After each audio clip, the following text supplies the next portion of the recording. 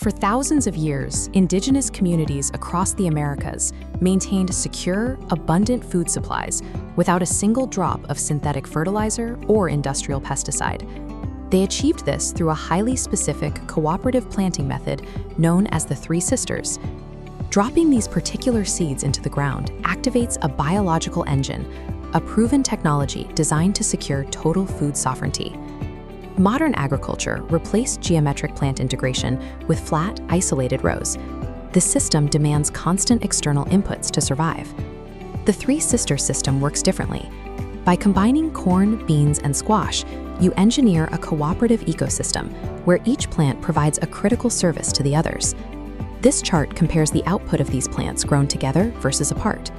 Research shows integrating these crops produces a 28% higher yield than isolated rows. The same data reveals a 24% increase in soil biological activity and a 54% drop in nutrient runoff. These numbers improve so significantly because these three plants do not fight for resources. Instead, they mathematically divide the vertical and horizontal territory. Establishing this engine requires a garden bed exposed to full direct sunlight and a supply of specific heirloom seeds. Step 1 is shaping the soil itself. Pull the earth together to form a circular mound measuring exactly 3 feet across. The top of this mound needs to be completely flat. While a peaked mound lets water run off the sides, a flat top acts like a basin, catching and pulling moisture straight down into the root zone. Elevating the soil also changes its temperature profile. The raised geometry catches the early spring sun, warming the earth faster than the flat ground around it. Pulling the loose soil upward removes compaction.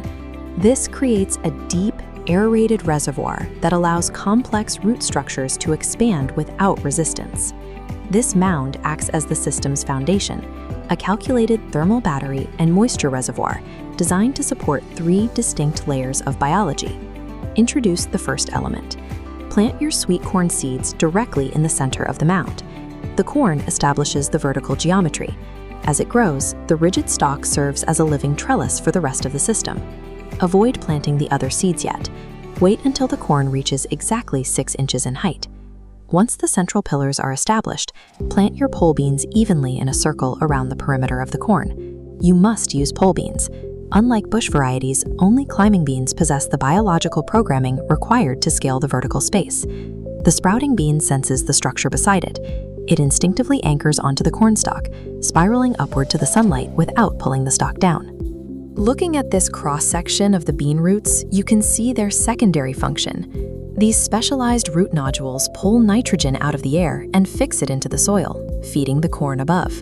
By sequencing these two plants, you have grown your own physical support structure and manufactured your own organic fertilizer on site. The final layer goes in at the outer edge of the mound, the winter squash seeds. Unlike the corn and beans, the squash grows horizontally. Its massive leaves rapidly expand outward, throwing deep shade over all the exposed soil below. This dense canopy acts as biological armor. The physical weight and shade of the squash foliage suppress competing weeds before they can establish. That same thick foliage serves an atmospheric purpose. It traps evaporating water vapor close to the ground, creating a cool, humid microclimate over the root zone. Let's examine the underground layout. Corn roots spread shallowly near the surface. Bean roots dive deep vertically. Squash roots run through the middle layer. This precise separation prevents root competition. The system packs maximum biological mass into a tiny footprint without starving any plant. The biological engine is now fully assembled, turning plant anatomy into automated weed and moisture control. By late summer, this single 3-foot mound produces a dense tower of carbohydrates, proteins, and fats. It delivers a complete diet from a fraction of the space required by traditional rows.